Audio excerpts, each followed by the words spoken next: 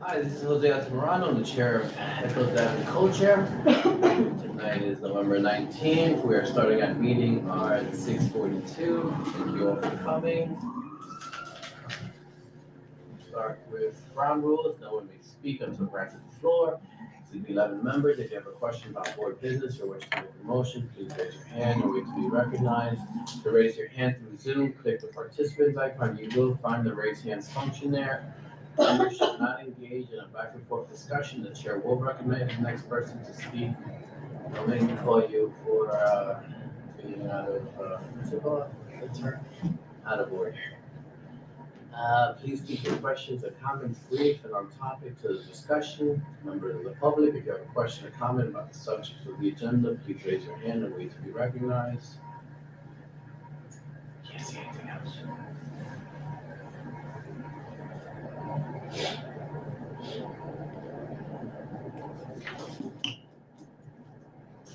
Okay, ready to call the roll? Yes? Yes. Jose Altamirano, Present. Marcelo Bondino, Present. Rosa Diaz, She will not be here. absent. Samantha Pedrero, Present. Carolyn Percy, absent. Vinnie Torres, Present. Anne Marie Vasquez, Present. Nye Whitaker, Present. Agatha White is online. How are you recognizing her, Jose? That's present. Okay. And Jason Wu. Not be here. Okay, is I that am true? here. Agatha White, present, if you can hear me.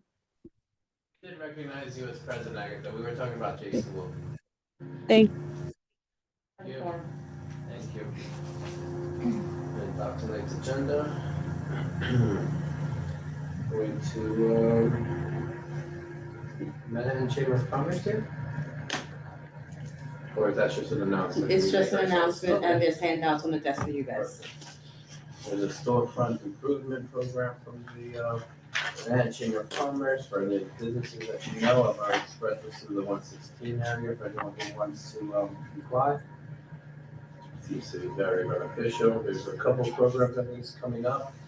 You know, we got some funding that there's a program coming for Union Settlement. We have significant funding that will be received. They'll be accepting quite a few businesses along the 116 corridor. So make sure you, if you know any businesses, let them know. Okay, do we have any of our information or any of our business developments, Union Settlement? And I know Joe may or may not inform to be here tonight.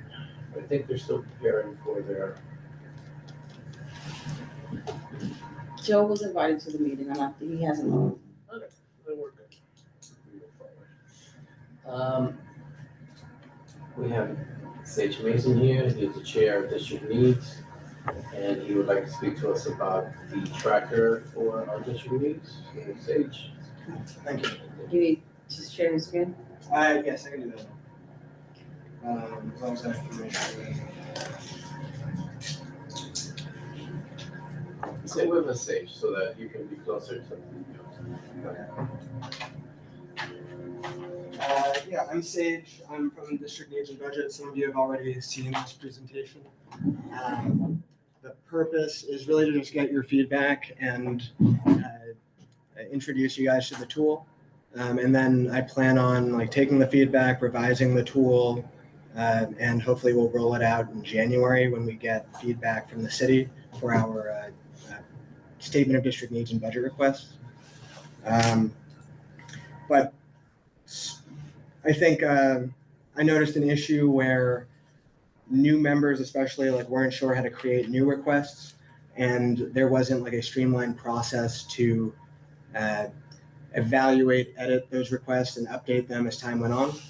So I created this form, and we've gotten a lot of input thus far. We've been to every committee now that submits budget requests, except for Parks, which we'll go to. I think they're meeting on December 4th. But the plan is to have a big button on the website that allows anybody who wants to, board members, members of the public, one piece of advice we got was to make this available to organizations as well.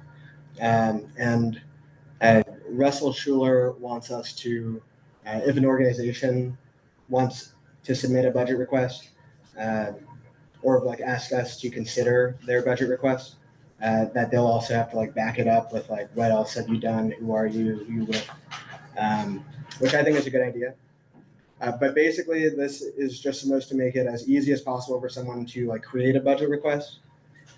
So enter your name, your email, and it asks like, we may send you emails if we have an update on your request or if we like need to follow up about anything. Some people have expressed like a desire to have people who submit requests present. I don't personally, that wasn't like the idea when I like kind of created this, because I just wanted to make it as easy as possible for people to submit requests regardless of whether they were like comfortable presenting. Really just to like give the committees an idea of like possible requests that would benefit whoever is submitting them. But I'm open to it if maybe the committee gets a request, they want the organization, the person to present, you can just send them an email and be like, we got your request, do you want to come and present on it? Yeah. Can I just ask a quick question? Yes, please. About this? So we have a lot of people in our communities who are not online, who don't have like Wi-Fi, digital access. So I'm just wondering, is there a way to make this like a PDF front and back? Like, is there a way to make any sort of paper traditional format that could be available at like community board meetings? I think, yeah, for it's those who are fine. not online? It's fine if somebody, like right now, everything is online. So I think this makes it more accessible I think they regardless. would come to the board. Office?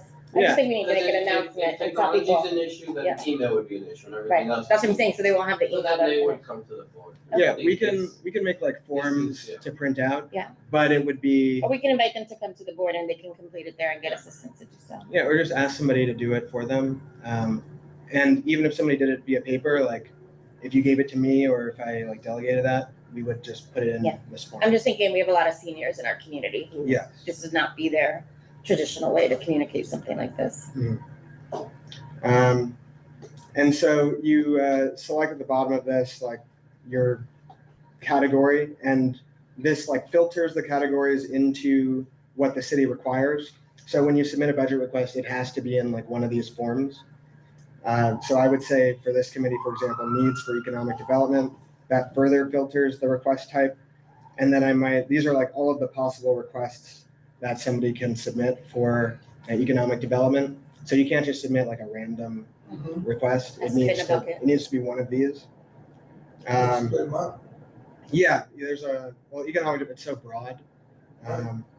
But maybe provide or expand, support recruitment, budget, okay. How many can they do? Can they only do one at a time or multiple? One at a time, but you would just submit again if you have more requests. I think it's Cleaner.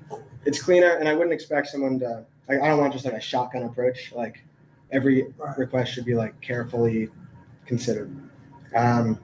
Help job seekers, I don't know. Increase funding for employment fairs, I don't know. Random, that's just like a test. And then it tells you like your response has been submitted to the appropriate committee.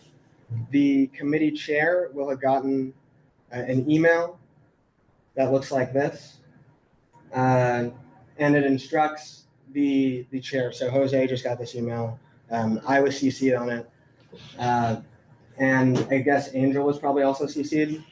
And it says that a new proposed budget request has been submitted to your committee, should review the request at its next meeting and vote on whether to incorporate the request into your budget request, and also to accompany the request with like an action item, like a letter to a city agency or a resolution or like outreach to invite somebody to the committee.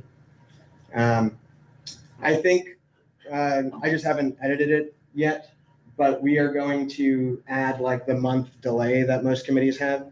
So you would discuss it at the next month, and then you would vote on it the following month. And then all of the pending requests are automatically filtered into this spreadsheet, which should look familiar because it's very similar to the spreadsheet we usually use.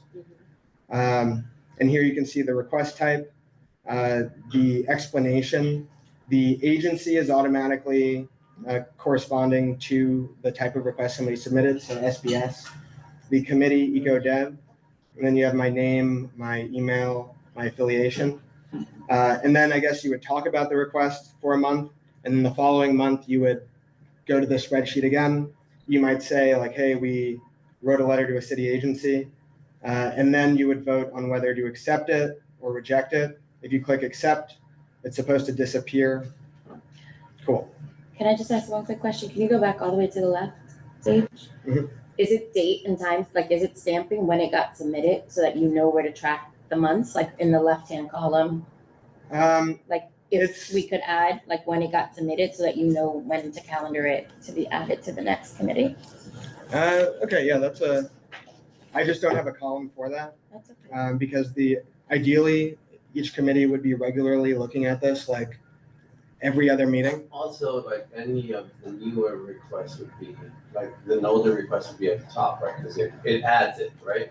If you show me the sheet, it owes. It's chronological. So you would get a rough, you may not know exactly when it came in, Right. but you would know the order it came in. Right? Yes, and I can see here like exactly when it came in. I just haven't Added put that this the- to that. As other- long as it's somewhere, I just want to make sure, like, if we're tracking for it, so like, for example, if a meeting gets canceled or you don't have quorum, you don't miss, you're gonna be delayed in like bringing it to the agenda, and so I was just, if it's on the other one and someone is at least seeing it, then that's fine, but I do think it's important to say like, oh, we got this in August, we discussed it in September, we voted on it in, Okay, I like Yeah.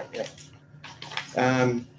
Marcel also had the good idea of like having automatic updates be sent out to the people who submitted it. So like if you accept a request, it automatically updates them like your request was accepted, or like your request is going to be considered at like this meeting. in case they wanna come and present or talk at the. Yeah, and just like gives them some feedback. Yeah. Makes them feel included. Yes, yeah.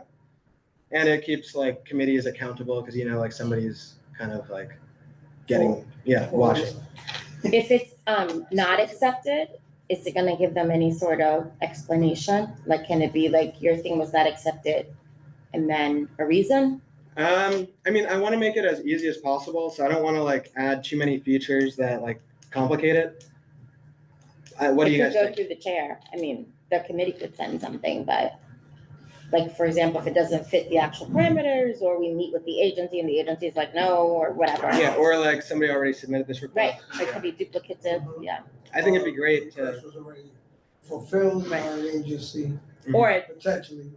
yeah, or another group covered it That's or. great work, Sage. I get your point. If you have 20 feet, then it gets too crazy. Yeah, I don't want it to like this is supposed to make it easier, not harder. It's already complicated enough. Not that It's not complicated. It's not. It can be Well, it's like not easy. it can get infinitely more complicated. Someone- When you Yeah. first in the, Mhm. first, Well, I that's think it great just work. depends on what people use in their day-to-day. Yes. So the goal was just to make it as easy as like you just click accept if you want it. And everybody else does all of the work of like creating the request. Anybody can edit it. Like if you see a request and you're like, this needs to be more specific, you can just add stuff to it.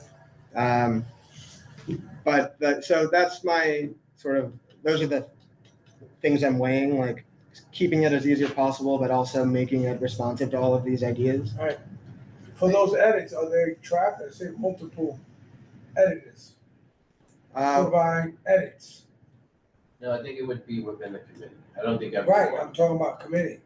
What do you mean as a trap? Well, if multiple committee members make edits. So I think only No, the I don't chair, think- only the chair. Only the chair would do that. Oh, okay. We would do, That's fine. we would discuss it here, whatever edits everyone wants, and then we would edit. It was very similar to how we do our Right. district meetings, like just, because if you have multiple people doing multiple edits, it's gonna be there. Right, right. It's like an unacceptable Right. scenario. That's why I thought it was being said that, but it's not. Well, anybody can like, We You allowed, said anybody can we edit. allowed that once by a verbiage issue, I don't know if you remember, and someone added like 37 new requests. One member added 37 new requests. Very just like, yeah, I mean, if somebody wants to like change a request drastically, you can just submit a new request. And then if you're on the committee, like explain to the rest of your committee members like why that request is different from the one that, Mhm. you know, you were initially using. Mhm. Mitch, could you show me the initial when someone actually puts a request for? Yeah. The form. So this is like the final sheet. People have ideas about like editing it a little bit, making sure people know like it's not for sure that we're gonna accept your request. Right. It's just I think so. Yeah, but this is what it will look like as soon as you click the link. And I'm then, gonna let you go first, and then I have one other question. yeah, and this is where we're gonna add the part about like, just instead of other, we're gonna also add like organizations. So let's say we put CB11, we put district leads, we'll put Echo Dev, and then it goes to the next one, right? Can I just, two quick things, you should yeah. probably tell people under that header, if you click back out of this box, where it says district need category, you might wanna tell people, like, please click the little down arrow, whatever, to drop down, because again, it's not intuitive for everybody. It says choose. But if I don't know how to use this, I'm not gonna know to press that to choose. And we have instructions and everything else. And then the other thing is, there is a guide, isn't there, like a district needs, like, isn't there a website you can go to find out more about what's included, what's the different agencies, et cetera? We used to have like that training a long time ago that came from I do think it would. the Baton Borough president. I feel like at the top, there could just be a link like, you know, If they ever open that document, they're gonna close it right up. that's okay, but And I agree with. I some mean, the people, point of this. we're is assuming people is know, to and I'm make just it saying, as easy as possible so people don't, particularly when they're outside the membership, Right. to make them feel welcome to doing this. yeah, And that there's just like document- one link to the No, I Baton know, Borough that president's document office. is a very like. Yeah, they may never open it. Yeah, they may never open it, but I do Could you think, show me that that it's next important. step? Let's say we chose Echo Dev. Let me fill in test@test.org. Ego dev. And then you, Okay, so we have to separate, but that's how it. yeah, because on like the statement, you know, you've Yes, been there. yes, that's Yeah. a new way of doing it. So then when you put needs for Echo Dev, Mhm. I just want to see the steps. Yeah, one thing I'm concerned about is like maybe somebody doesn't know that their need is like I an think you eco should put dev need. explanation first, so that they can tell you what they want, and then you can do this as an. And I understand into the form it would be helpful, but most people won't Okay. understand how this works. Mhm. Particularly outside of it, because it's only been a few years, so we understand it now, but even some of the membership still not really comfortable with how this works. I would put that explanation piece as the very first thing, so they can fill out what it is that they want. I would like more lighting on 119th between second and first. Mhm. I am looking for whatever it is that so it's they're moving up the looking for. description, And they feel like now they have they got it out there. given it what they want, and this could be something that if they want to fill it out, they can. I don't know Or if you try want to to make put it it in the bucket. optional. 'Cause I think this part is a little tricky, particularly if you want to be more inclusive with the community as a whole, because a lot of them will see all these choices, and maybe 50% will keep going if they're dedicated, but another 50% could be like, what? Mhm. You know, you're giving them about 20, 25 different choices, and then they have to go to a different level. Yeah, I think that's like exactly. Could it be the help them- committee? We can help them to fill this part in internally. Mhm. So you may not necessarily want it to be a requirement, because I know you have it as a requirement. But I think the most important part of this would be that explanation piece, which you have at the end of it, because that's why I wanted you to go through this. If you put that first, and now they feel like they've gotten out what they wanted to get out, their participation, and then we can, and if they want to go through this part, welcome. But I don't know if you want to make it mandatory. So a lot of people will see all this, they may feel overwhelmed. They may not know where they want to land, because even some of our own requests, when you look at these headers, it's kind of tricky. Like exactly how it lands, it's a little vague, particularly if you want people outside of the community board, which is, I think, your goal. Yes. I like, I applaud that. Yeah, I think it's important. I want to put the explanation towards the front. I think that's a great idea. My concern is how to implement the explanation part in a way where like it also like gets filtered to the right committee. But you already doing the committee. So prior to, right, no, I'm talking about at this point, right? So somebody will have already You've selected already like, put Echo, you've already Okay. done the first 3 steps. I'm talking about at this spot right here at this spot. You already said Echo Dev, you already picked housing. We can already So just narrow it put- down to where it should be. so just put explanation First, up here. and then make that request type an Optional. option. Mhm. So that it doesn't feel like, because they may not know where it falls under. It's those, we don't even have control. So we don't have control of that verbiage. That verbiage is provided to us by the city. Mhm. And it's a little, But it could be then kicked over, Chair, right, to the committee to make No, sure that see, when at we this review point- it, then we put it in the At right this point, bucket. the way this form works, he knows which committee it's going to. Right, Usually, there are some instances like where, land use and housing is strictly. yeah, like you might have but ideally, yes, and I think that's a great idea. Just put explanation up top and then make this part You can optional. say option, and we can then also say, like, if you're unable or, to identify the proper bucket, the committee that it's been assigned to. See, the community board also provides a sound up function for us, so that we can, in our boards, Oh, what? a sound up. He's function. hot, he's the one that we have. to Drive. It's Oh. hot here, right? It's Oh, hot. you It's say a really sauna hot, function? yeah. Oh, okay. He wants you to figure out how to do that too with your brilliant brain. Yeah, so that would be my Mm. only suggestion to you. Just close the window. You see how many choices? How many choices is that? You're still Too many, scrolling. yeah. EcoDev has more choices than anybody else. Maybe human services. So by the time they get through all that, they're gonna be like, oh, forget this. Yeah, and I already- We'll lose them. I have an idea of how to do it. You, Just move it. yeah, make that- and if somebody doesn't select one of these, it'll just like automatically default to other, and then the committee will just have Review to it and decide make the later. edit, yeah. Would you consider having maybe, like A through Z, where they can just select it according to what letter it starts with? Or like a search. The thing is that they won't know this language. Yes, yeah, That exactly. language is given to us by the city. We Right, don't choose maybe it. a search. These topics Mhm. are not our choice. Yeah, but they might not even know, like if somebody wants to do something with the library, It's NYPL, for instance, and most people, you tell them NYPL, they don't even know that's a public library.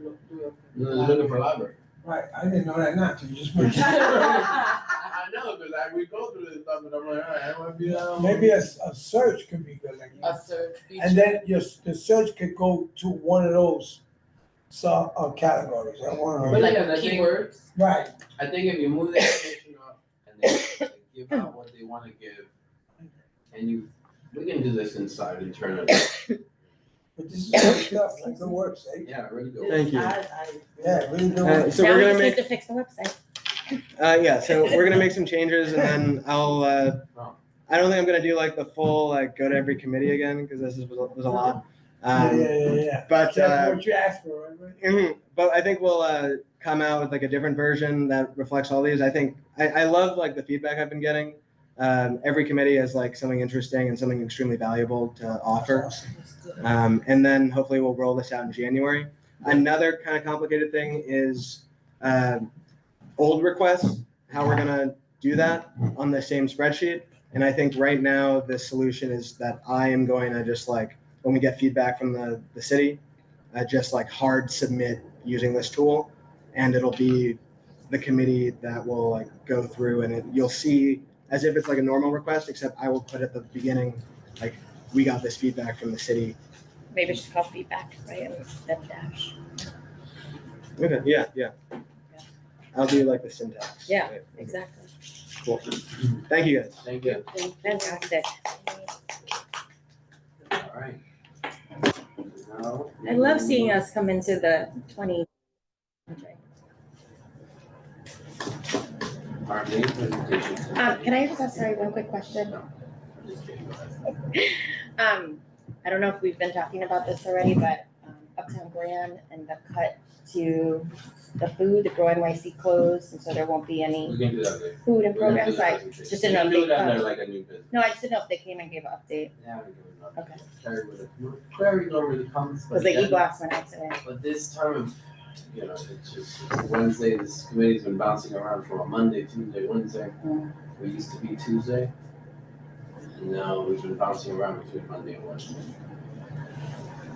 And particularly, we've been pushed after our full board meeting. Yeah, that's what I The wrote last about. two, Mhm. so it's good, so good. Crazy. I'm just happy we have quorum.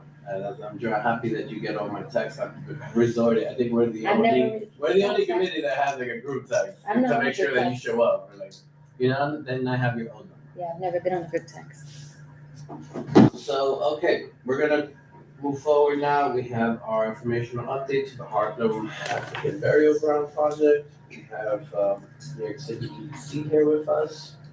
Hi, my name is Rachel Aronson. Madison couldn't be here, but really excited to be here well tonight. We're doing something called a migraine. I have printouts of the slides. Sure, I don't know yeah. if you all have digital versions as well, but We printed them out. yeah. And you So carry it's them not here. prepared. You never know. I love Technology is gonna making- glitch on you. I love making little notes on this, so. It's just Maya and I are in person, we're part of the neighborhood strategy I'm about to team. fill We them work out. really closely with government and community relations, Madison and Albert's team. We're also joined online by Michael, who is a member of our consultant team. He leads the archaeology, and so he'll speak more to that, if he's available online. Do you all have digital, should I, or should we? just I'm have pulling this it up one? now. Oh, perfect, thank you. I will acknowledge that it has been a bit since we've been to the community board, and so we'll start with just a little bit of project context and background. Can move through this as quickly as we need to, feel free to jump in if you have any questions, but we're really excited to talk through the project updates that we have. Namely talking about the conclusion of archaeology and excavation, our engagement, and then an upcoming, request for proposal release for the operator of the Cultural Education Center. Great. Do you want me to move slides? Yeah, let's look through it. I can start with that, start the agenda one. Great, we have the next one. There's a bit of a delay always, so just bear with it and stuff. Just let me know, just next slide. Great. When you're ready to go. Yeah, let's go to the next slide. So I can start with just kind of table setting, what is the Harlem African Burial Ground? It is a really significant site. It's one I've had an immense pleasure working on. We get into the location in a later slide, but important to know that it was a cemetery dating back to when Harlem was first founded, and was a significant site for free and enslaved Africans to honor their buried from the mid 1600s to the mid 1800s. But then after, in the mid 1800s, the church land was sold. Urbanization up Manhattan caused a lot of different changing land use, a lot of disrespectful uses on the site. It's kind of lost to history. And then with advocacy in the early 2000s, brought back to the city's attention. And now New York City Economic Development Corporation is working with our community partner, the Harlem African Burial Ground Initiative, and the Department of Cultural Affairs to advance a memorial, cultural center, and other mixed uses for the community that we'll describe more in this presentation. Thank you. So next slide. Just to orient us to the site. So the burial ground is situated within the old MTA decommissioned bus depot. It's near the Crack is Whack mural, if you all are aware of that. The bus depot is a full city block outlined in red. It's between 127th and 126th Street, and then 1st and 2nd Avenue, right along FDR. And then that smaller yellow boundary that you can see on the slide is the actual burial ground within the city block. Move to the next slide. This goes into more depth, the history I shared at a high level. Early or mid 1600s, New Harlem is founded with a church. That church has a segregated cemetery system. In the 1800s, that church land is sold. The graves of people of European descent are reinterred in Woodlawn Cemetery in the Bronx. The graves of people of African descent are left in place. Between the mid 1800s up to the present day, a lot of non-respectful uses at the site, a beer garden and casino, army barracks, movie studios, eventually a trolley barn that evolves into an MTA bus depot, so it's a bus storage facility basically, that was in active use until 2015 when archaeology confirmed that the historic burial ground was at that site. And the ownership was transferred from MTA to the city. EDC is the city agency managing the burial ground on behalf of the city and working to advance this memorial and mixed-use program. Community advocacy was really important in the city doing the archaeology to recognize that the burial ground was there. Community Board 11 designated what is now the organization advocating for the memorial. We had a first phase of archaeology in 2015, like I said, then a land use process in 2017. The site went through ULERP to establish this memorial and mixed use program, and then we recently just wrapped up field work for the second phase. Michael is the member of our archaeology. Yeah, I'm moving him over to panelists, so he can just, unmute himself. He's accepted, how you know.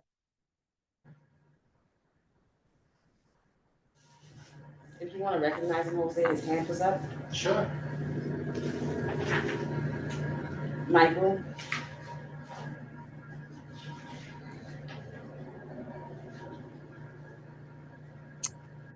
He was unmuted already. Do you hear us, Michael? Am I being asked to speak? Yes. Not yet. We're testing. Okay. And am I coming across? We hear you loud and clear. Thank you. Can move to the next slide.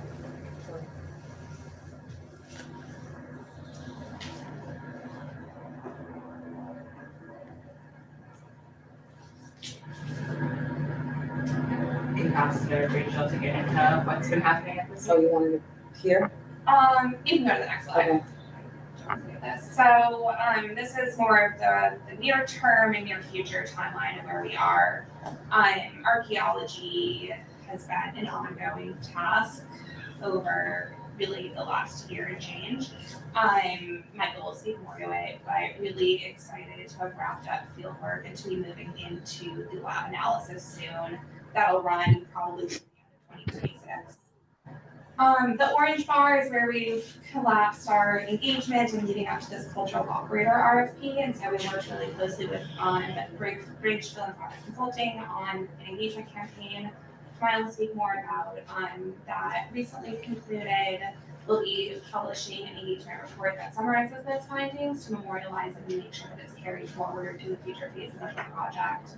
And this cultural operator portion of it, where we'll talk more about that as well, but getting ready to release this RFP to select the nonprofit operator, doing some engagement, engaging with major cultural institutions within Harlem and other folks in this space to just sort of make sure that we're drafting an RFP that is responsive to the type of operator that we want to bring here.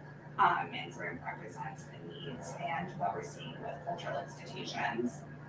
And the blue is really the future-facing portion of this project, and that is in mid-2026, we anticipate releasing an RFP to bring on the developer who will develop the whole mixed-use site. And so the idea is that we'll have the operator on board by the time we release that developer RFP so that the two of them can work really closely together. Go to the next slide.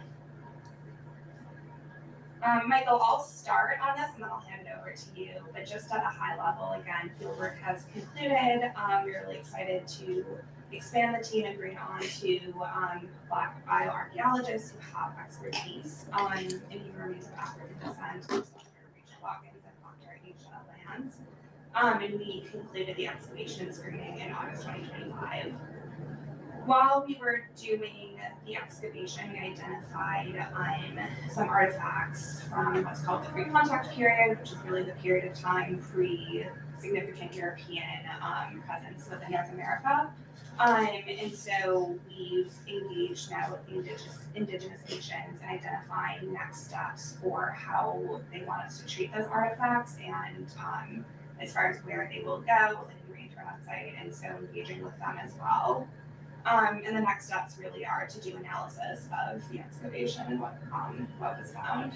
So, Michael, I'll hand it to you to add more on this, and I know there's more on the next couple of slides.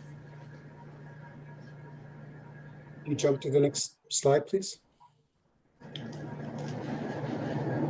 This slide, there's a lot going on in this slide, but it's showing a view of the bus depot.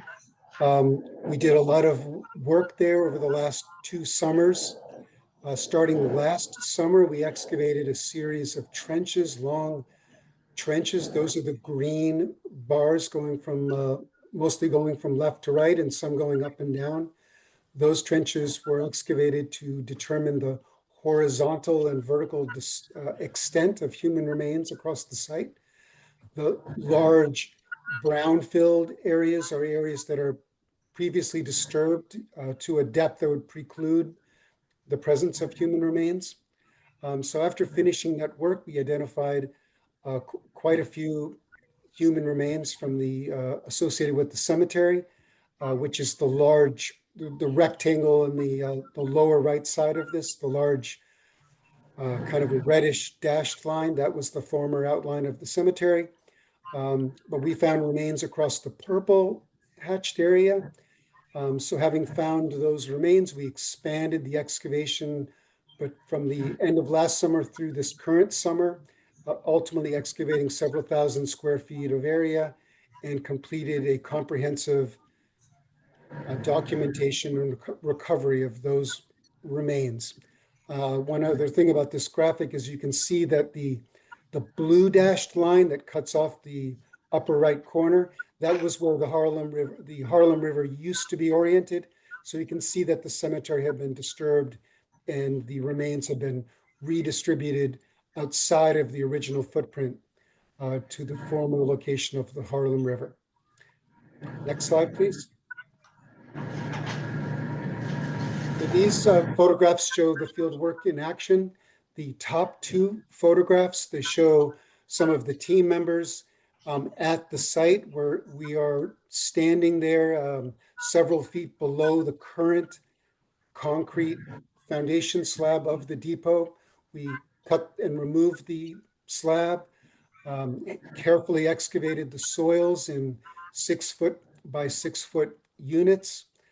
We used those conveyor belts that you can see to bring the soils up to grade and bring them to a screening station, which is depicted in the lower 2 photographs, where the crew carefully water screened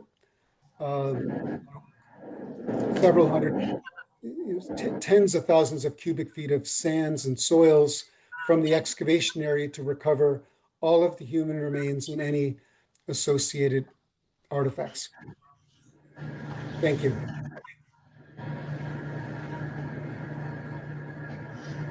So we can definitely pause for questions after. The archaeology has been really interesting to learn more about as part of this project.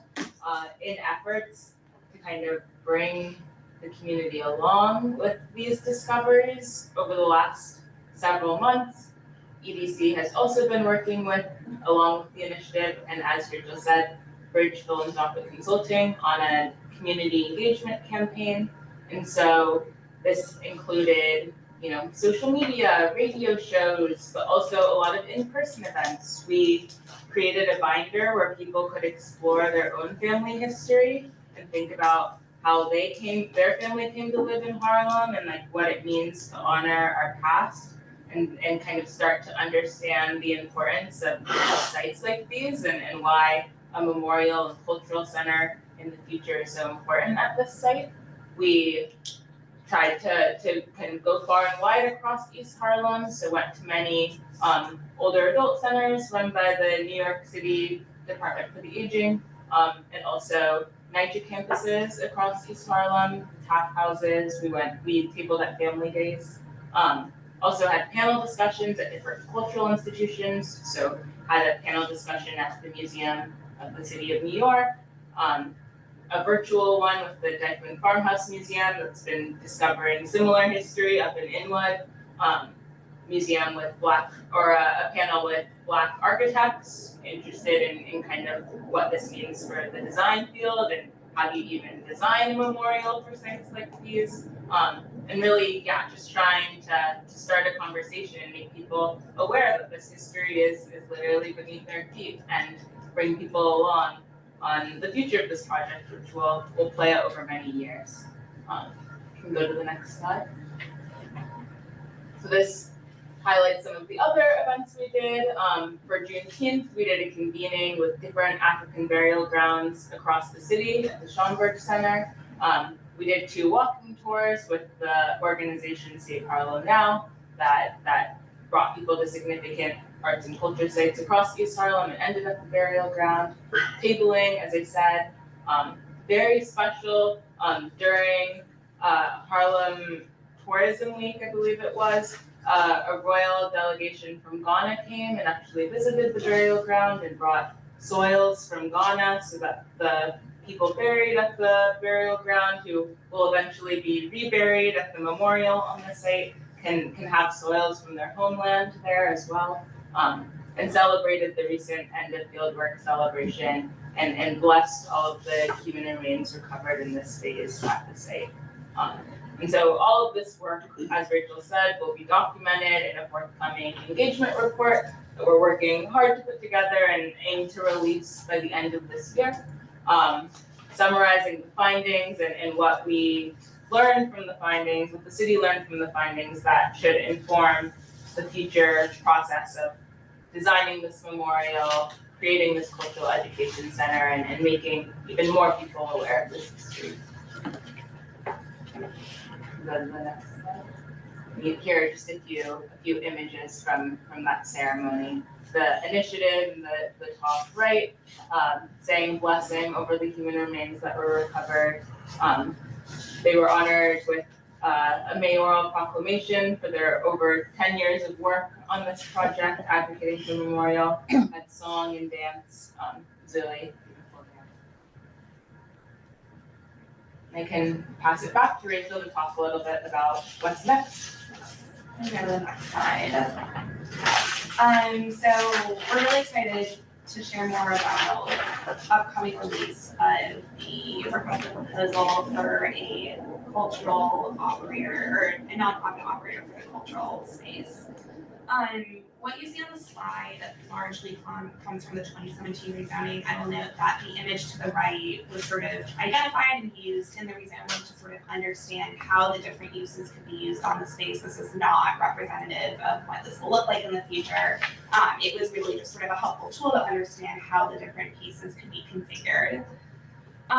So some of the core pieces that came from that 2017 rezoning and are carried through in the RFP and in the subsequent developer RFP is first and foremost establishing this permanent outdoor memorial on the historic footprint of the burial ground.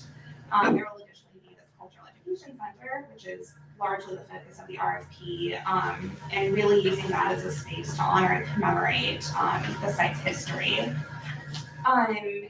It was anticipated that could be up to 15,000 square feet. The RFP is written in a way to really allow for a lot of flexibility and so that we can hear from the people who operate these types of spaces what really they would need in order to achieve their mission and their desired program. We anticipate that this can have museum and exhibition space, and community space, and visitor center, but really is sort of meant to be open-ended for how to best sort of embody and enact the goals of the space.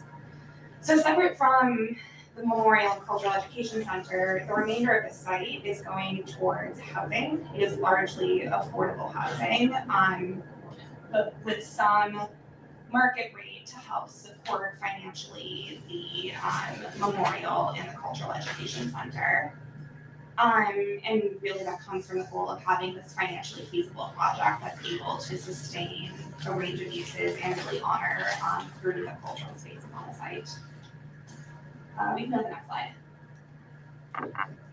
And so to dive in more specifically into the operator opportunity, we will be releasing a public and open competitive RFP.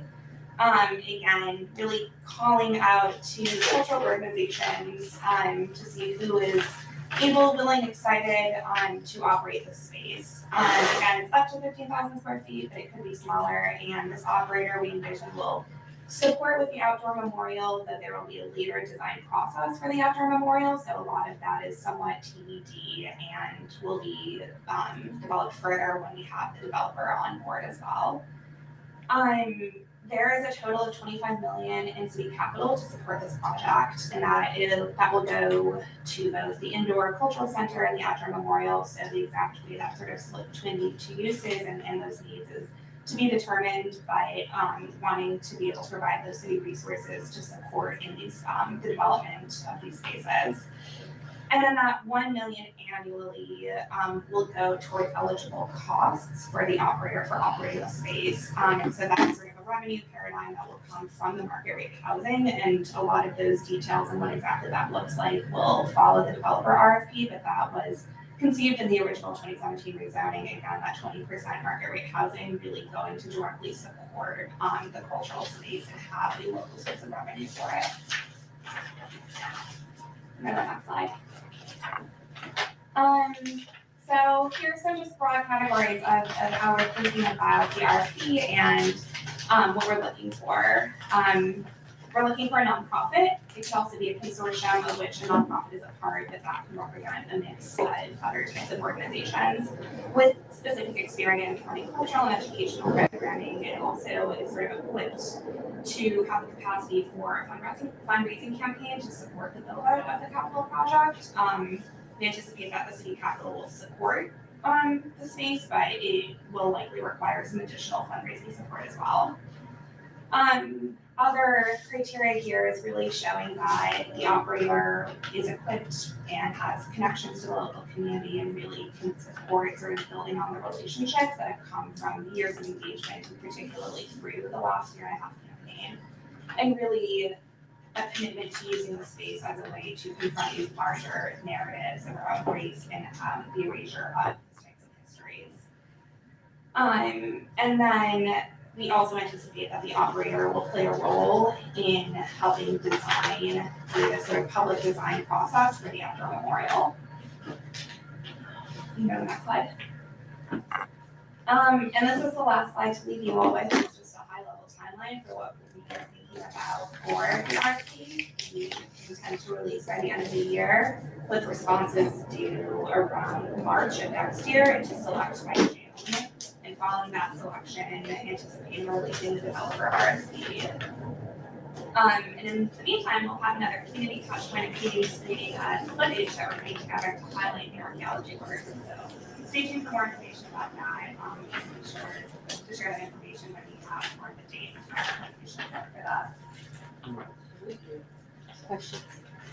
Yes. Should we finish? Yes, we're done. Sorry, she said that was the last page. Do you have anything first, Chair? When we were at one of our previous board meetings, I had asked our council member at the time, Councilmember Ayala, for an update, because I live across the street from this. So I have a few questions. I apologize in advance. The first is a comment. I am just concerned, as someone who's born and raised here and is also Indigenous, that a lot of the work that I see around this campaign is happening in Community Board 10, more so than in Community Board 11. I understand that it's an African American burial ground and Central Harlem is seen as kind of the focus. But even in the partners, in the walks, in the talks, in the marketing, sorry, I don't want to have my back to you. I personally feel, and it's just my personal opinion, not the opinion of the committee, as someone who's an Afro-Indigenous Latino, that the majority of the work I see is happening. Like even Save Harlem now is over on the west side of town doing walks to bring people to the east side of town to talk about the African American burial ground that's over here. And I'm just trying to understand why we're not engaging or using. There are African American groups, there are Latino groups, there are lots of organizations here on this side of town who can speak, even through Elmendorf and others, about this sacred land and this sacred project. And I just wanna point that out, that if I live across the street, it's very hard for me to go to CUNY, on the west side, when we have Silverman right across the street, right? Like, there was a place that was here, that was also part of CUNY, that we could have did it, and people could have walked over or did the walk and then go to, as opposed to going all the way to the west side. And I think it's a lost opportunity for CB11 to benefit from the work that is going on, to see it marketed culturally as a site. We have so many other museums, we have so many other places. This is the next big economic driver for us culturally. And so, just a comment, if whatever we could do, I see all the marketing. I see Bridge, I know the people at Bridge, I see everything happening. Coming from the west side over to the east side, or coming from Central Harlem to the east side, and I would just like to ask EDC to think about how they're engaging CB11 and all of our resources here more fully to promote this, because it's in our backyard. So, a couple quick questions. One is, I worked on the African American Smithsonian under the Obama administration, and also used to run the Du Bois Freedom Center in Great Barrington. We have a scholar here who is an African American woman, anthropologist, archaeologist from Amherst, who runs the Du Bois Center there, who did the excavation on their site, to his home site, and all of their work. Again, here in Harlem, a resource that we could be using. I know we've done a lot trying to find these consultants and all these other people, and once there was someone all the way from DC that was here, and it was like, we have resources here. And so again, just stressing, staying local about how we do this stuff. Where is all of the bodies and all of the artifacts that you are excavated being stored to retain them? So the remains that were excavated in 2015 are currently at Landmark Preservation Commission's their repository. Currently, everything that was uncovered in the most recent phase of archaeology is currently being stored at AKRF's labs. We anticipate the long-term storage while the site is being redeveloped will also be with at LPC's repository. So we're finalizing that agreement right now, but that's where they had been, and that's where we anticipate is sort of the best place as far as like the climate control and resources to preserve them. Yeah, and who are you working with for the Indigenous consultations? We are working with, we've been talking with the 5 Indigenous nations that consider New York City their ancestral homeland, and working with kind of them directly, so not any organization can speak on behalf of the tribal governments. And yeah, active conversations since the artifacts are in. Great. And then the documents that are held at Elmendorf, which has all of the records of who was buried there, what used to be going on, like how is that being preserved? How is that being archived? What's the story of that, so that in the event that we do move forward, because the footprint has changed, who is responsible, if anything, now for matching up what you're finding as you expand the footprint of the excavation to the records that they have at the church? That's a really good question, and I think that's the kind of question we're hoping the operator of the cultural center can kind of move into thinking about, and that a lot of the reason that we even know the site is there is born of those archives. Like we were just there actually last week with Reverend Dr. Singletary, and so inspiring to hear her speak about being in the archives. And I think Ms. Sharon, who is another member of the initiative, who's long been advocating for the project, has expressed interest in there being some sort of archives or genealogy capacity at the cultural center. And so I think none of that's determined, but it's definitely language in the archives. Again, I'm gonna go back to, we have the Schomburg Library here, which has deep roots in doing this work. And I just wanna, again, emphasize that Singletary's been around for a very long time, and Sharon's been around for a very long time, but the keepers of this, to make sure it's preserved for whenever we're ready to move forward, we have resources here, and just again want to echo that the Schomburg could come over and get that all organized in 5 minutes. So why are we waiting? Because the longer you wait, God forbid, there's a flood, something happens, there's a fire just today, it's all gone. Whereas we have experts here at the Ready Museum and in the city of New York and Silva Barrio, Schaumburg, that could be helping to fill those gaps and preparing for the future. Because at any point in time, we saw what happened with the pandemic, this whole project got delayed. And so who's to say, God bless our elders, go ahead, that they would be there. And sorry, last but not least, what is the process for marketing? The RFP, to finding these consultants, to try to find a nonprofit to be a partner to take this over, or coalition, like what does that campaign look like and what is that strategy so that we make up for lost time? Because I would like to see this in my lifetime and I literally live across the street. And so this has been talked about for a really long time. And so just want to understand the marketing strategy so that you get robust submissions and are able to quickly move the RFP forward.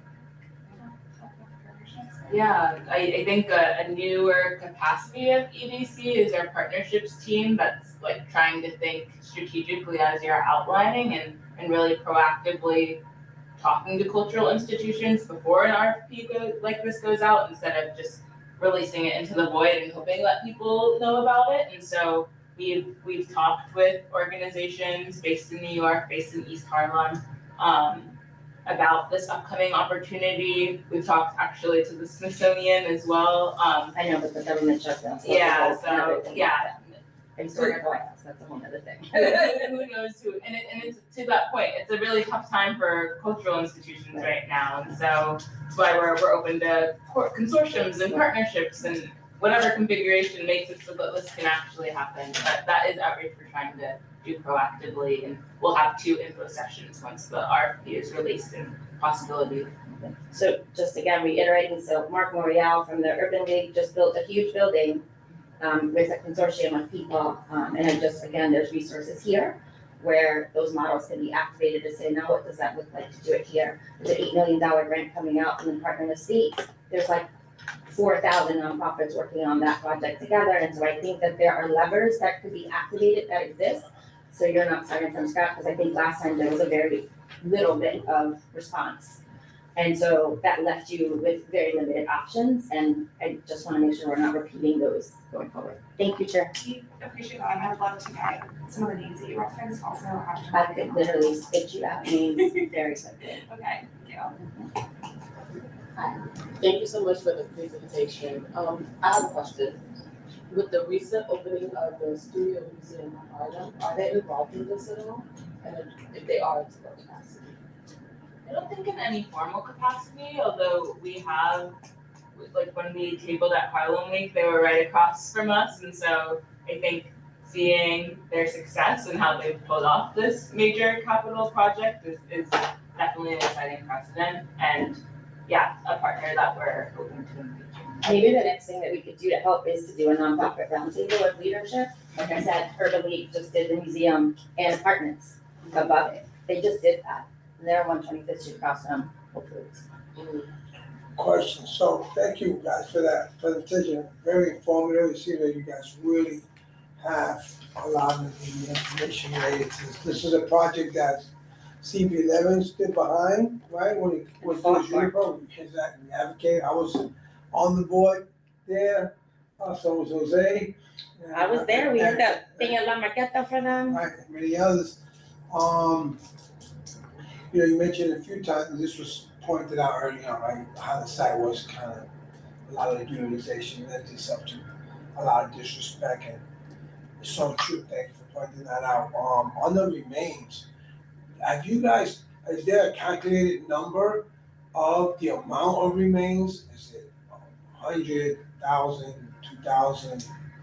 Do we know an estimate or an approximate potential? I'll let Michael speak to that. I know, they done with all the excavation for those at this one, so then we should have that data. Mike, do you have that information? How many bodies are in the cemetery? Or were. Well, Both. were, correct. We Roughly. couldn't hear you. His mouth is moving. We can't hear. You can't hear me, everybody else. No, we can't hear I said him. we can't hear His him. mouth is going. Oh, Mike, you gotta unmute.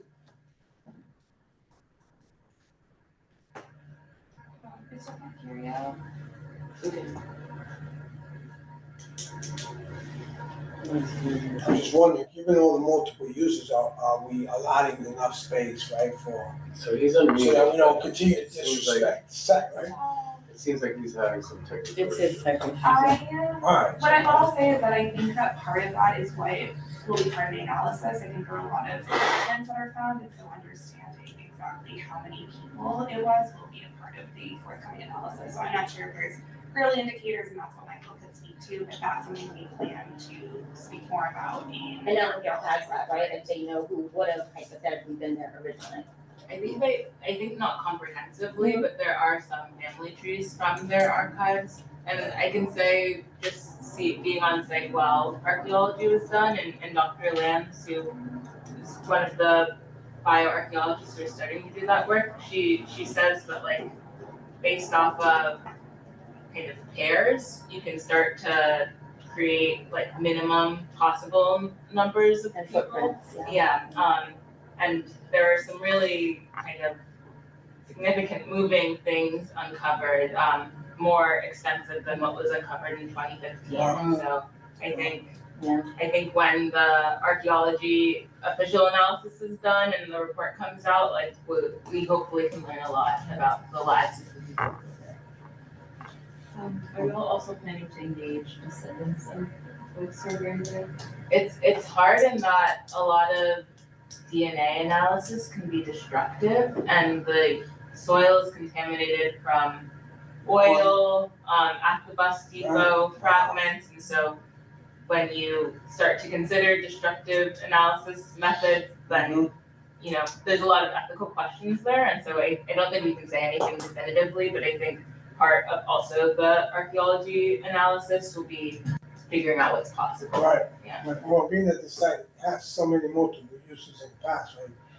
And the fact that now we're finally getting to put a more education center there, culture education center there, and a memorial, right? That's wonderful news. Hopefully, and how realistic is this RFP being released by the end of this year? Very realistic. Very realistic? But we Okay. will do a lot of Was it outreach in Rachel? the new year. Yes, it is I'm Rachel. gonna note that down. Hold Thank on. you for coming back to give us updates. Yes, absolutely. Right, because that's gonna really start to put this into real gear once they release this RFP, right, put on the timeline clock. And of course, marketing is extremely important, but I can tell you for a fact, there are dozens of major developers that are, you know, amongst the most active developers in the area, in the city, that are gonna be really engaging and responding to the RFP, so. Especially with the new rules on the housing from the vote. So, Emery, I'm so sorry, did we talk over you, did you have your hand up? I was waiting, but I have a question. Thank you, thank you for the presentation, it was great, definitely to learn all about this, I don't went that far either. And it's funny, I heard about this a couple of years ago, that this was, found, but then I never heard anything of what was going on, and so now it's presented. And I agree with what, Maya was saying, how it started here, then it ended over there, and we weren't part of that, and there's a lot of resources here. Also, you mentioned that there was some East Harlem organizations you were working with or are working with. So you have the names of those that you work with or planning to work with? You mentioned something about East Harlem organization. Yeah, that they've been included in the partnership. Kind of, we've had conversations with the Caribbean Cultural. The CCC. Yeah. And they're right there. Kind Is that the only one? I'm not sure the distribution of others. We also had a conversation with Ivatayo Cultural Arts, which is based in Brooklyn, but they recommended a lot of East Harlem organizations, and so starting to try to figure out the network of organizations. Just come to the community board and we'll tell you who the organizations are. Uptown Grand Central, we participated in an event that they did at Elmendorf in the new year, so. And we can do a lot that is easier to do before the RFP is released because it's just sort of legal procurement stuff, so we can do that and figure out what we should do in a final push before we release that. Just one more thing, will we know about the RFP? Because sometimes these things come out and we don't know about it. They have a good e-blast, I'm on their e-blast. What is it? The EDC has a good e-blast, I can send it to you if you want to send it.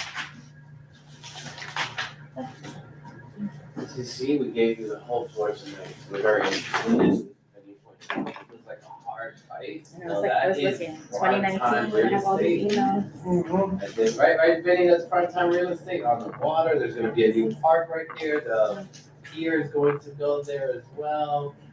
It is very coveted, and initially it was a significant project, because obviously there were other interests aligned.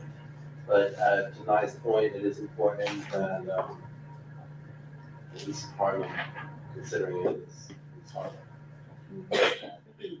Organizations, the resources we've Harlem, so we will hopefully be reaching out to you more. Part of that was also our fault in not having those conversations prior, because we saw a lot of West Harlem information. Isn't bad, but considering if it was the opposite, they would also be okay, right? Oh, If this was in West Harlem, and then all of East Harlem was going that way. So, to that point, it is a very reasonable request that we hope that EDC does a better job in including the organizations that are here in East Harlem. I thought nothing was being done, to be honest. All this time you guys been working there. So that's, we apologize for that and appreciate your time tonight. And there's no need to apologize. I just wanted to say, because I was on this community board before, when the whole first thing started. And then I wasn't, and now I'm back on again, and the first thing I asked at the first meeting the council member came to, I said, what is the status of that? And so I think also we have people here now that are, like, hey, what happened to that? But yes, we definitely want to work in partnership with all the groups, whether they're in Brooklyn or whether they're here, because we did Wheatsville in Brooklyn, right? So there's a lot of people who've gone through something similar, but it has to have our footprint on it and our stamp on it as well. We really appreciate the time. Thanks so much. Thank you both. I'm curious if the housing, the division between market rate and affordable housing, if that's been determined before or after? Sure, you don't have to speak up. We want to make sure we get you. So I'm curious if for the housing, if the division of market rate versus affordable, if that's going to be determined before or after the RFP sent out to the developers? So that was something that was identified during the 2017 rezoning of the site and the decision at that time. And I think it was based on really sort of backing into how can we identify a proportion of market rate housing that can provide the funding necessary for the cultural education center. So that's what led to the 80-20 split, which is a pretty unusual split for mixed income development. 80 affordable, 20 market rate. Mm-hmm. So I think that is pretty set, yeah.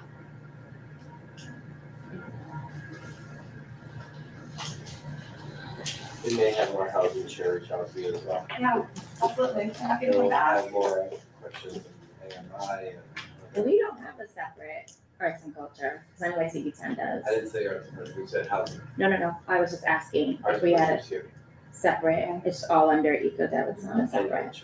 Yeah, just like some people have land use and housing It together, depends, like and we have it separate.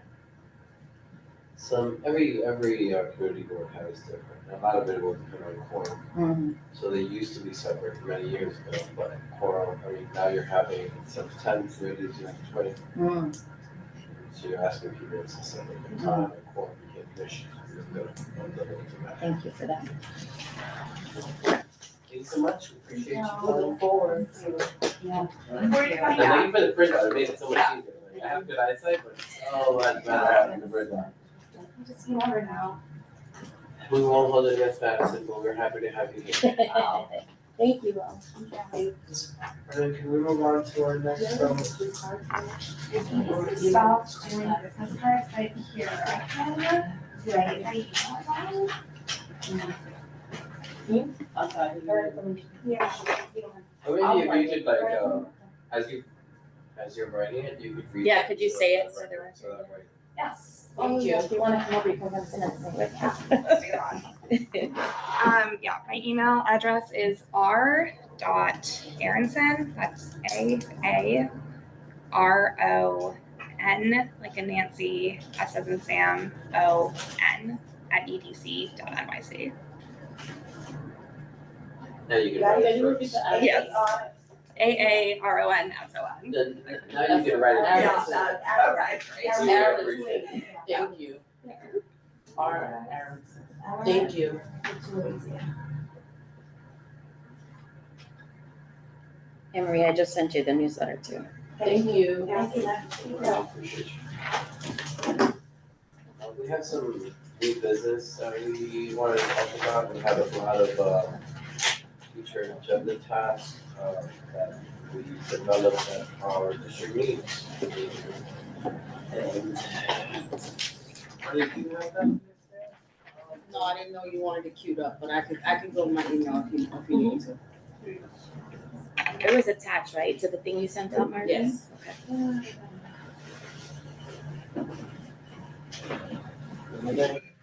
Johnson. I'm sorry, was that woman with them or was she just a community member? She was not with them. Oh, okay. Still a lot of smoke coming through something. It was Yeah. weird running situation. But most likely it's a gas explosion. I'm so sorry for them. Gas explosion? In Santiago. On 20th or 1st? Yeah, the beer garden? Gas explosion? I would think so. It was big. It's 3 alarm. That's big. Oh, shit, man. The kind of one got hurt. Do we know that for sure? Shit, I think about going on the building, I flat down. Yeah, but Giselle said she went over there and she was talking to Matt. Oh, damn. There was no one hurt. The staff got out, so. Oh, thank God. Okay, thank God. At this time, usually the teachers there and people outside. It is Santiago's. It says video show a massive blaze. And they told everybody in the area to avoid the smoke, close their windows. Yeah, that's right, I eat there all. Yeah, that I felt It was so loud over there. It was just so Yeah. But he took the lot, Yeah. which is the first storefront, and he took that lot. And, some of the construction aspects of it, I kind of saw was a little bit. He has a new spot here, 116 Terrace. Oh, he does? That's his too, yeah. Oh, Like a speakeasy kind of place. oh, look at It's been there for a while. It's the old The other old, place. something. Yeah, Oh. they just Lions repurposed or it. something Lion. that. Yeah. It's up, we was trying to increase it. No worries. So, we have a few different things that we wanted to work. Obviously, you all have contacts in the neighborhood. I wanted to see if we could separate some of this out of the way, like what's happening with our marqueta.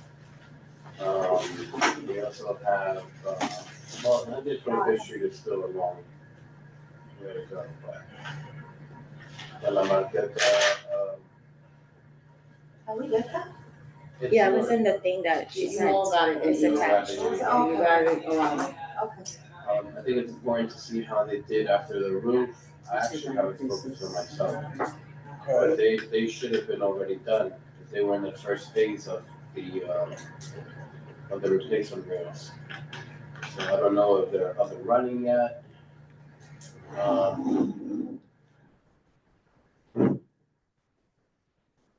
So I wanted to see how different individuals here with their multi, we can give each other some homework. That was good. So are we only focusing on the ones that say open? Yeah, these are part of these are we developed inside of our discussions. Mhm. But these are things that we have to kind of follow up with. It's important to, I'm happy to take on the MWBE passport. If you need help with that. yeah. So now I will do. So is that just having them come here to give a presentation? Yeah. Okay.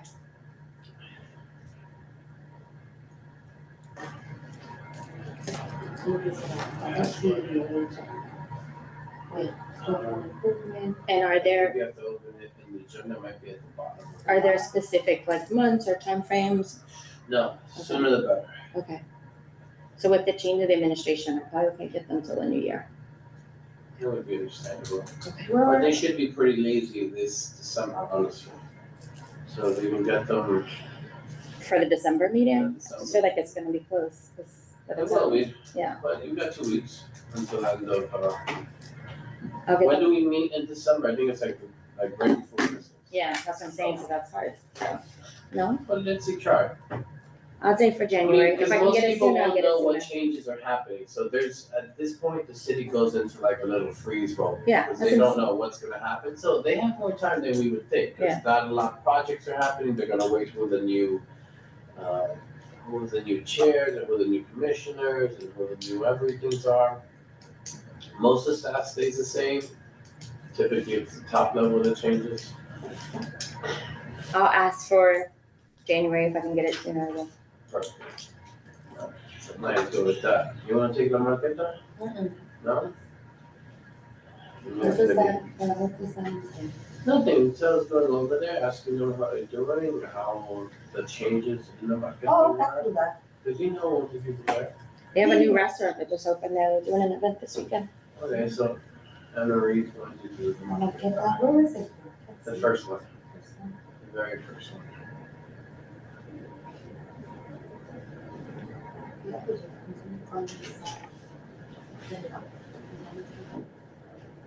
Are you not just just an overall kind of situation?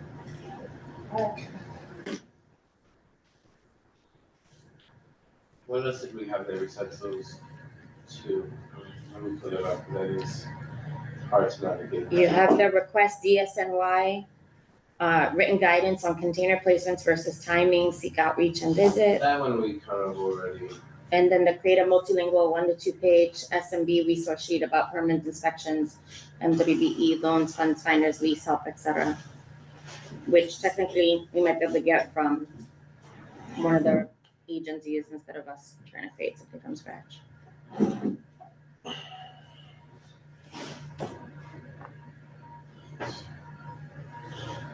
I just want to get you guys a little more involved in this day-to-day. It'll be more fun if we do it together. DSNY. Kenny, do you know anybody in DSNY? Department of Sanitation?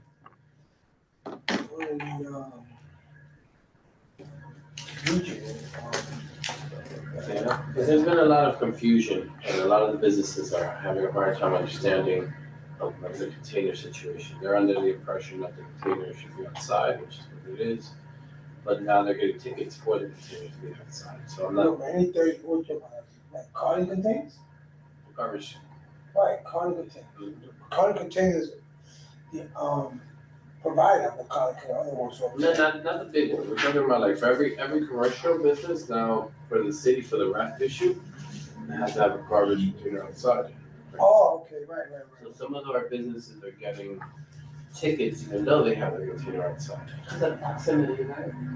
I don't know, sometimes they wanted the proximity to be closer, and some of them are restaurants, they're like, I can't have a garbage right next to where I Before have you food. walk in, yeah. Like, they wanted it, like, the Taco Mix, for instance, has their, Outside. they're outside, right there, and it's like, I don't, you know what I mean, like, it's just not, and they've gotten a few tickets in that area. But in the ticket, what's the violation for? It specifies the violation. It specifies Yeah, for infraction, the so. container being outside, but, and then I had Maybe heard that maybe they had to bring the containers outside at certain hours and then bring them inside. That's what I heard. Was that just bring it outside at a certain Well, time? most people don't have that facility Or or the footprint, capacity. the space to do it. There's just no space for that, so most people are leaving it outside the whole time. Right, of course, because you got real legislation that's gonna go against what is practical, what is it, or even what's. Whoever wrote it wasn't a restaurant owner. Right, so. And it's happening not just restaurants, like, I got a ticket for not having. For it any outside, business. You know, but having that container, bringing it in now, so mine's outside. It's legal outside. But I haven't gotten another ticket, so I was curious if you can make that call, and maybe we can just get some clarification as to how. Of course, it is. Perfect, DSNY, and Yeah, copies of those tickets? yeah, I'll get them to you. I'll send them to you. Send I got them on WhatsApp.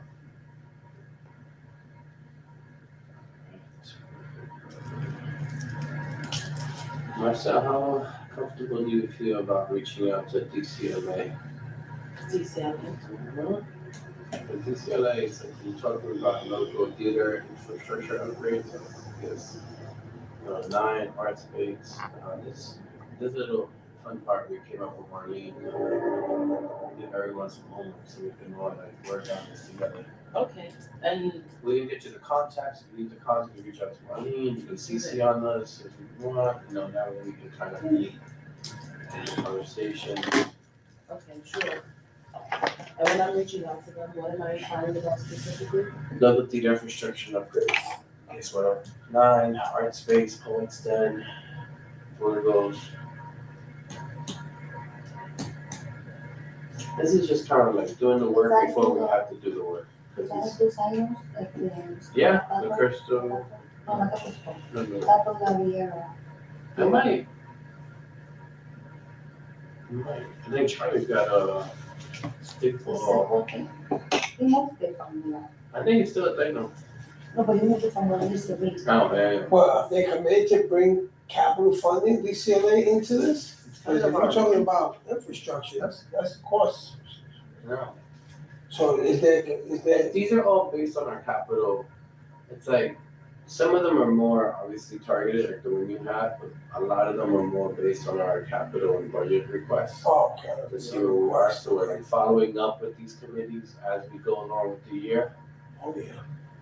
So you just want us to go and see if things are being done? Shake them up, What is, shake them up, what's I'm going Anne- on? What's happening? Anne Marie, I'm Advocate.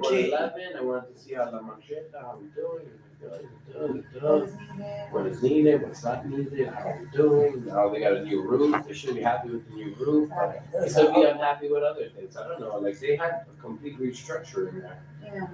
so Okay. there's a lot of work to do. Moved for a long time. Yeah, I was at the Met recently, at the Metropolitan Breakfast event, and the level of investment in that place, it just blows the doors away from so many other institutions here. So there's a lot of ground, and that definitely, disenfranchisement, if you ask me. Something They have the McDonald's. and not the Megas, there was a lot after that. Marcel, Okay, very good. They They have have the all right, anybody else have any, I go all the time. any announcements? We're all happy? Great. Thank you for coming, thank you for, putting up with my text around. Oh, one quick announcement, I can't show, sorry, just came to mind. So with the Learning Center here, Untrained Fishing for Positive Workforce, we're gonna be pumping out a series of cohorts in workforce development, specifically for craft trade training, carpentry, electrical, plumbing. Nice. Oh, nice. So we'll be sending out, coming in the beginning of next year, there'll be at least a series of 6 to 12 cohorts. One may be particularly around May for the Mother's Day, where we wanna do a all women's construction training. Nice. So just a quick announcement, we'll be It's putting for electric, like how does that program work? Is it, So it's an couple accelerated weeks? 40 to 80 hour program for 2 to 3 weeks. Nice. And basically it's a crash course in trade, right? Unfortunately, Is it all day, every day? it's every day for 2 to 3 weeks. Okay. Monday 8 hours a Monday day? to Friday, Monday to Friday. 8-hour days? 7. So, And then there will be some courses that'll be, they're still putting the schedule together, but that'll be the main schedule. There will be some scheduling for evenings and weekends for those that. I want you guys to do like a Saturday morning or afternoon, like how to be a handy person. Right. I just feel like with all this going on in the world, like people need to learn That's to do right. stuff for themselves, That's like, hang a photo or That's right. whatever. Hey, AI's taking over so many We need to learn the positions in basics so again. many industries, but you can't use AI to go fix that. Hold on. You can, but also like people need to know basic stuff again. You can't go fix it. We used to teach all that in school, now people don't know how to do, people don't know how to do basic stuff. Yeah. Change a freaking tire, Right? You know. So true. any unclog other your announcements? toilet. But they was actually tired, so this, Daddy, help me. Alright, so we're gonna do a roll call, and we're gonna end it for the night, thank you all for being here. Jose Altimuela, Present. Marcel Bandino, present. Jose Diaz absent. Samantha Pedrero. Present. Sam, I'm gonna call you about some of this homework too. Sounds good. Let me know, by the way, I know you guys, is it Nye, who was handling MWBE stuff? Yeah. I have a friend at Mox, so I don't know if you were gonna involve them about Passport, but I'm a We NYC trainer, so I was just gonna call. very cool. Over there. That's great. Okay, cool. Carolyn Percy, absent. Vinnie Torres, What's up with Present, I'm telling you. Anne Marie Vasquez, Maya Whitaker, present? Agatha White, Present. Present. and Jason Wu, absent. It's so dark now. Thanks, Marlene. Put the pen back, Marlene, just so you know. I just bring my own, so I don't deplete the supply. No, they got the best pen.